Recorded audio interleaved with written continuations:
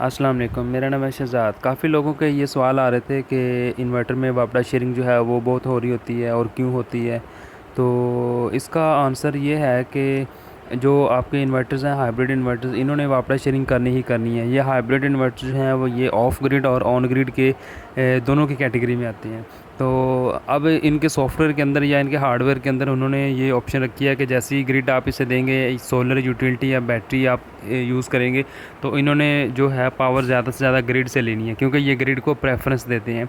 क्योंकि इस इन्वर्टर के अंदर ग्रिड फिटिंग की ऑप्शन है, लिहाजा तो ये ग्रिड फिटिंग जो है करते हैं, और इसके साथ साथ इन्होंने वापडा शेयरिंग जो है वो लाजमी करनी है। अब वापडा शेयरिंग जो है वो कितनी करते हैं, लोग मीटर पे भी देखते हैं, क्लाइमीटर पे भी देखते हैं, तो वहाँ पे 2 एम्पेयर, कभी कभी 2.5 एम्पेयर, कुछ बड़े इन्वर्टर्स हैं वो 3 एम्पेयर तक भी चले जाते हैं। वो डिपेंड करता है इसके ऊपर लोड कितना है।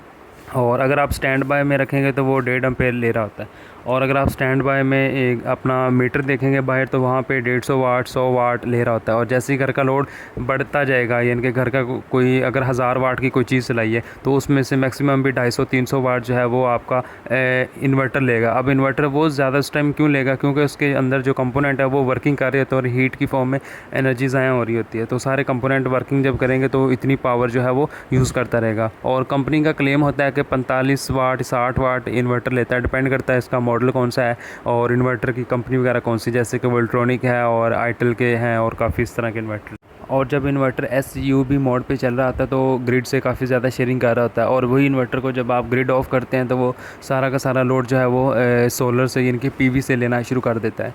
तो अब इसका सोल्यूशन जो है वो यही है कि आप इसे ऑफ ग्रिड में यूज़ करें, क्योंकि ये इन्वर्टर ऑफ ग्रिड की कैटेगरी में भी आती हैं। तो उसमें आप जो है या तो बाहर कोई डिवाइस लगा लें जो मैनुअली आपका ब्रेकर ऑफ कर दिया करे ग्रिड का सुबह के टाइम और शाम के टाइम, या इसके अंदर सेटिंग है SUB, SBU टाइमर लगा सकते हैं। वो भी बेहतरीन सेटिंग है जो मैंने अपनी वीडियो में बताई हुई है काफ़ी दफ़ा, तो वो भी आप लगा सकते हैं। और दूसरा, आप मैनुअली भी सुबह के टाइम, शाम के टाइम बंद ऑफ वगैरह कर सकते हैं। इससे आपका बिल जो है वो कम हो जाएगा और ग्रिड शेयरिंग जो है आपकी वो कम होना शुरू हो जाएगी।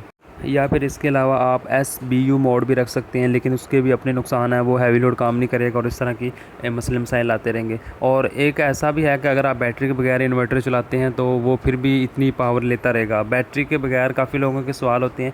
आप बैटरी के बगैर इन्वर्टर को चलाएंगे तो आप सेटिंग जो मर्ज़ी रख लें, उसने ग्रिड से शेयरिंग करनी ही करनी है, उसमें सेटिंग का कोई फ़ायदा नहीं होगा, जो मर्ज़ी कर लें आप।